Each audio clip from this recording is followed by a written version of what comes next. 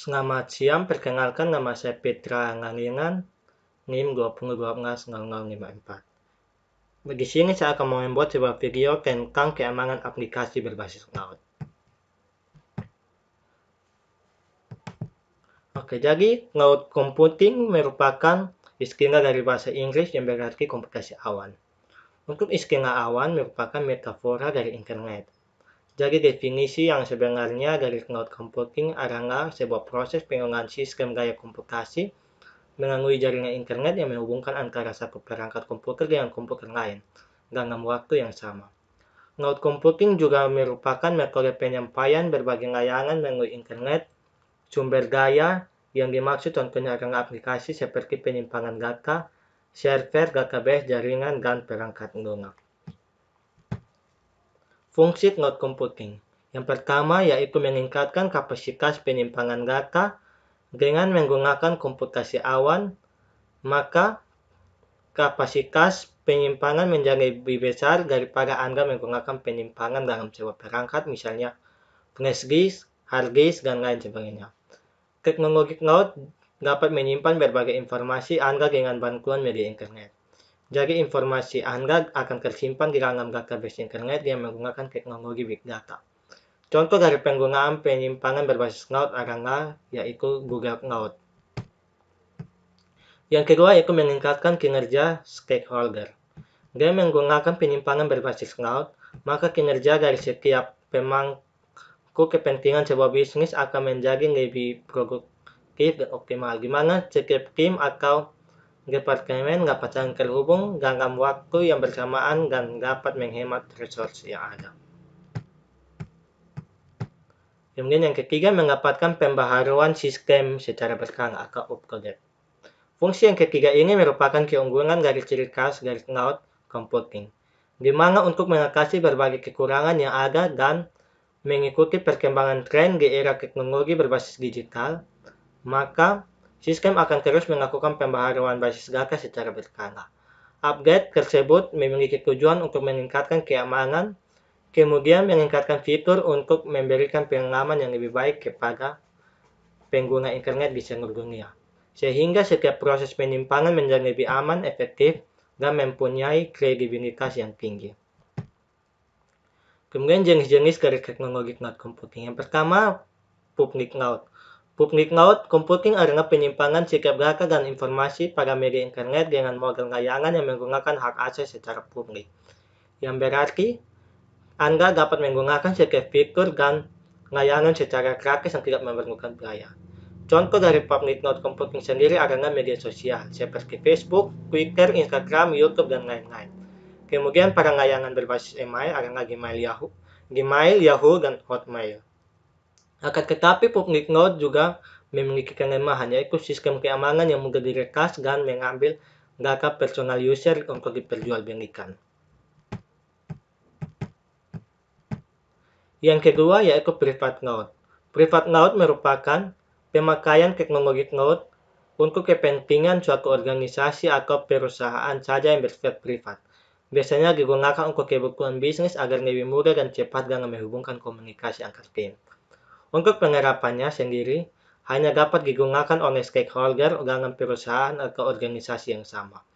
Maka dari itu, private cloud computing memiliki sistem keamanan yang lebih baik daripada public cloud computing. Yang ketiga, community cloud. Community cloud merupakan sistem penyimpanan berbasis awan yang digunakan untuk kepentingan sebuah komunitas atau institusi. Community cloud dapat dikelola secara internal maupun menggunakan bantuan pihak ketiga, sehingga dapat meminimalisir biaya yang dikeluarkan dan dapat ditanggung oleh kedua belah pihak. Yang keempat, hybrid cloud.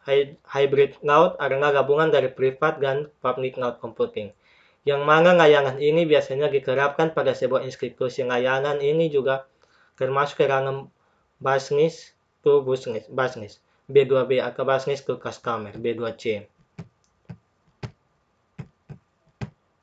Struktur komputasi awan. Yang pertama, komputer front-end. Komputer front-end merupakan komputer desktop yang muncul pada halaman depan interface atau antarmuka, yang mana dalam hal ini merupakan sisi dari klien dan sistem cloud computing yang kemudian akan disesuaikan dengan kebutuhan fungsi dari setiap interface-nya. Yang kedua, komputer back-end. Komputer back-end adalah komputer untuk melayani kebutuhan penyimpangan data dan jumlah yang besar. Contohnya adalah komputer server dan data center. Biasanya komputer back-end menangani kinerja dan kebutuhan pengelolaan basis data berkapasitas tinggi. Yang ketiga, komputer front and back-end atau hybrid. Struktur yang ketiga ini berfungsi untuk menghubungkan antara dua komputer di atas, di mana memungkinkan untuk dapat bertukar informasi dan data secara cepat dan akurat. Contoh dari divisi ini adalah LAN atau Local Area Network dan Internet. Kemudian cara kerja dari komputasi awan. Untuk teknologi cloud computing sendiri menjadikan internet sebagai pusat server dalam mengelola sebuah data. Sistem sangat memudahkan user dalam mendaftar dan masuk pada aplikasi tanpa perlu menginstalnya terlebih dahulu. Karena tidak memerlukan proses instalasi, maka penyimpangan dilakukan secara virtual, sehingga tidak membebani penggunaan memori pada perangkat komputer lain. Kemudian, Anda dapat menjalankan berbagai perintah yang ada pada menu tampilan antarmuka dan selanjutnya akan diproses oleh server aplikasi. Manfaat dari cloud computing. Yang pertama, sebagai media penyimpangan pada server secara terpusat. Manfaat yang pertama adalah menjadi tempat penyimpangan berbagai informasi dalam bentuk dokumen atau data secara tersistem dan terpusat. Anda hanya cukup menggunakan satu aplikasi server saja dan tidak perlu melakukan proses instalasi. Yang kedua, sebagai pusat keamanan data. Manfaat yang kedua adalah cloud computing menyediakan fitur keamanan yang jauh lebih baik daripada model penyimpangan konvensional. Karena pusat keamanan data dikelola langsung oleh perusahaan raksasa yang mempunyai resource dan big data yang kompleks. Yang ketiga, tahan lama dan tidak membutuhkan biaya yang besar. Manfaat yang terakhir adalah tidak memerlukan biaya yang besar, karena banyak sekali akses cloud computing yang bersifat free dan tidak dikenakan biaya tambahan. Sebagai contoh adalah penggunaan media sosial dan aplikasi pengelola email. Kesimpulan. Jadi kesimpulan yang pertama yaitu cloud computing adalah sebuah proses pengolahan komputasi data dengan bantuan jaringan internet untuk menyimpan kebutuhan informasi berskala besar. Yang kedua, jenis dari komputasi awan terbagi menjadi 4, yaitu privat, public, community, dan hybrid cloud. Yang ketiga, struktur dari komputasi awan terbagi menjadi 3 bagian utama, yaitu komputer back-end, front-end, dan hybrid. Oke, kemudian saya akan mengambil sebuah aplikasi yang memiliki layanan berbasis keamanan data pengguna. Jadi aplikasi yang saya ambil yaitu contohnya itu GetContact. Jadi GetContact itu merupakan aplikasi yang menyediakan layanan identifikasi nomor telepon. Dengan aplikasi ini pengguna bisa melihat tag atau nama dari nomor telepon yang disimpan. Kemudian GetContact juga merupakan sebuah aplikasi penyekat spam dan maklumat pemanggil yang hebat. GetContact menghapus panggilan yang mengganggu dan hanya mendengarkan orang yang Anda pilih untuk berkomunikasi dengan Anda. Anda boleh mengenal pasti panggilan yang Anda terima daripada nomor-nomor yang tidak didaftarkan dalam kenalan Anda. GetContact memberitahu dengan segera sekiranya Anda mendapat panggilan yang tidak diingini, supaya Anda boleh mendapat perlindungan massa sebenarnya daripada panggilan-panggilan robot, juru jual telepon, dan panggilan-panggilan scam. GetContact juga memiliki beberapa fitur. Jadi, fitur yang pertama dalam GetContact yaitu keamanan perlindungan terhadap spam. Prioritas dari GetContact adalah keamanan kita, keamanan pengguna. Setiap hari, pengguna menganalisis ribuan panggilan untuk mendeteksi potensi penipuan dan penelpon spam. Tujuan dari GetContact adalah membuat kita tetap aman dengan memblokir nomor yang memiliki niat jahat. Kemudian, yang berikut yaitu identifikasi penelepon. Pengguna memiliki hak untuk mengetahui siapa yang menelpon kita, mempelajari identitas penelpon yang tidak dikenal di perangkat Android pengguna. Kemudian, privasi dan keamanan data. Melindungi privasi pengguna GetContact adalah yang paling penting. GetConcap mempertahankan tindakan kepatuhan teknis dan operasional tingkatan tertinggi di bawah tonggak ukur GDPR. Itulah sebabnya GetConcap tengah mengembangkan pusat manajemen privasi yang berdedikasi penuh, sehingga pengguna memiliki kontrol penuh atas profil dan preferensi privasi, di mana pengguna dapat dengan mudah mengelola pengaturan visibilitas, mengubah tag, dan penampilan profil, menghapus atau menghilangkan daftar profil kontak pengguna, dan masih banyak lagi. Percakapan-percakapan. Gunakan GetContact Messenger untuk menikmati pengalaman obrolan yang luar biasa. Dengan fitur obrolan yang baru dikembangkan, GetContact menawarkan pengalaman mengobrol dengan privasi yang ditingkatkan untuk pengguna. Kemudian tag. GetContact mendapatkan kekuatannya dari tingkat keterlibatan komunitas pengguna. Pengguna meningkatkan basis data profil dengan memverifikasi penelpon dan konfirmasi kontak melalui opsi tambahkan tag. Misalnya, pengguna dapat mengaitkan profil pengguna lain dengan tag seperti montir listrik. Pengguna yang membuat tag ini memiliki kemampuan untuk mengubah atau menghapus tag. Kemudian, fitur yang berikut multi-platform. GetContact sesuai dengan komputer desktop dan juga ponsel pengguna untuk melakukan pencarian. Kemudian, skor kepercayaan. Pengguna bisa menelusuri skor kepercayaan sebelum berbisnis dengan seseorang. Teknologi kecerdasan buatan GetContact didukung oleh umpan balik terbaru dari para pengguna. Aktivitas spam serta lucingan teknologi algoritma berbeda untuk menghitung skor kepercayaan setiap nomor telepon. Kemudian ada juga pintasan untuk iPhone. Buka riwayat panggilan di ponsel telepon, klik ikon i untuk menyediakan nomor yang ingin kita ketahui lebih lanjut. Pilih bagikan kontak dan daftar nomornya. Jika opsi Get Kontak tidak tersedia di layar, ketuk lainnya dan aktifkan Get Kontak. Sekarang, pengguna dapat mengidentifikasi panggilan melalui riwayat panggilan pengguna tanpa harus membuka aplikasi Get Kontak.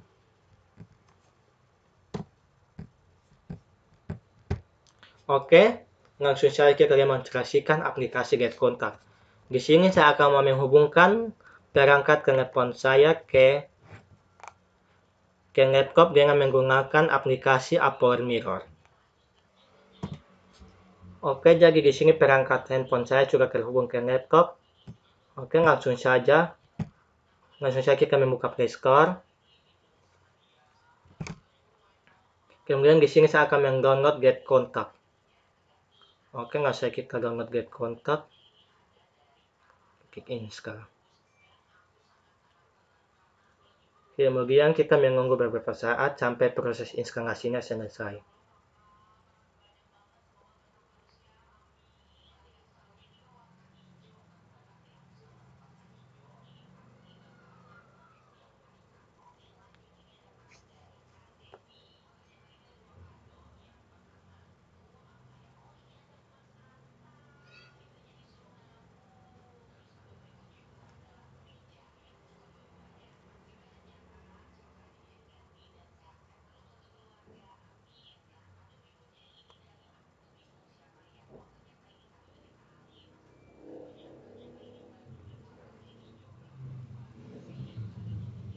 Oke, kita tunggu sampai proses instalasinya selesai. Oke, ini proses instalasinya sudah selesai. Langsung saja kita membuka aplikasi Get Kontak.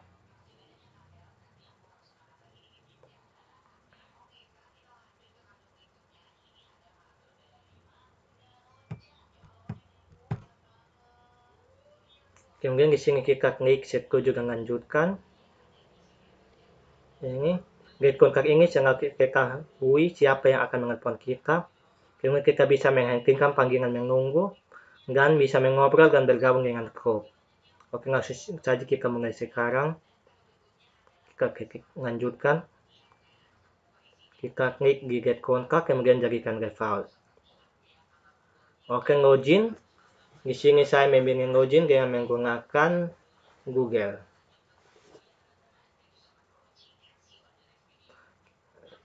Akunnya, saya pilih akun saya.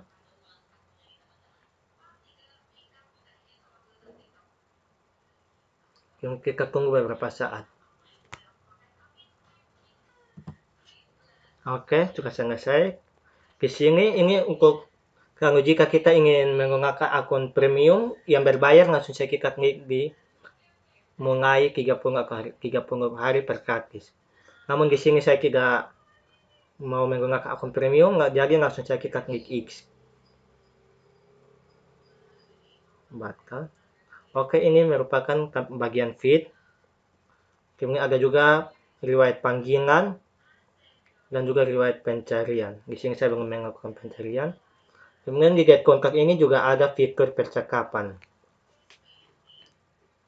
Ini kita bisa memulai pesan percakapan dengan orang yang menggunakan Get Kontak.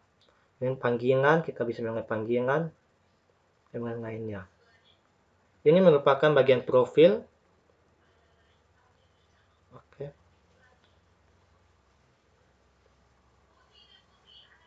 Kemudian kita juga bisa melihat skor kepercayaan. Ini ada pemberitahuan. Jadi Get Kontak ini juga bisa kita hubungkan ke laptop, yaitu Get Kontak web. Dengan klik. Jika akun kita sudah premium, kita bisa lihat siapa saja yang akan melihat kita, yang sudah mencari kita. Kemudian pengaturan. Ini merupakan akun kita. Pengaturan spam.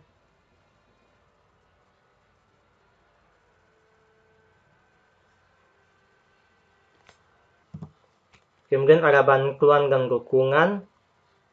Ini tentang aplikasi Get Kontak. Aplikasi Get Kontak. Kemudian ada ketentuan layanan. Dan juga ada kebijakan privasi. Ada tag NJ dan juga hubungi pihak Get Kontak. Oke, kemudian jika kita ingin keluar dari akun Get Kontak, maka kita pilih pengaturan. Kita pilih pengaturan akun, pilih kelola akun, pilih bekukan. Ini alasan apa untuk kita membekukan akun kita. Fitur pengaturan dan perlindungan spam akan dihentikan. Setelah akun dibekukan, informasi akun tidak akan terlihat. Jika mulai menggunakan Get Kontak, informasi akun kita akan tersedia untuk umum. Oke. Inilah sekian dari tentang Get Kontak. Kemudian jika kita ingin mencari nomor yang tidak kita kenal, kita klik pencarian. Pilih pencarian berdasarkan nomor. Tadi ada nomor yang tidak kita kenal, jadi saya langsung paste, tempel. Kemudian kita klik dicari. Ya, ini jadi nomor itu dengan namanya itu Musitik. Klik kaos kepercayaan Allah Maha. Oke, ini merupakan sekian dari demonstrasikan aplikasi Get Kontak. Dengan kita bisa menginstalnya langsung di menggunakan Google Play Store. Oke, tadi itu merupakan cara demonstrasikan aplikasi Get Kontak dari jenis kanan serta fitur-fitur yang ada pada Get Kontak. Kemudian ini merupakan contoh pesan hoax WA yang saya terima pada WhatsApp, yaitu dengan pesan WhatsApp ulang tahun ke-10. Mendapatkan 35 GB internet gratis untuk operator seluler untuk digunakan selama 6 bulan. Jadi jika kita klik link ini, maka itu bisa saja mereka akan mencuri data kita, data pribadi kita, dan mereka bisa saja perjualbelikan data kita. Jadi jika ada pesan-pesan seperti ini, dengan mengirimkan link seperti ini, sebaiknya kita bisa mencari tahu terlebih dahulu, atau bisa juga kita mencari nomornya ini di menggunakan Get Kontak. Kita mencari tahu siapa dia. Oke. Inilah sekian dari video saya tentang keamanan aplikasi berbasis cloud. Sekian dan terima kasih.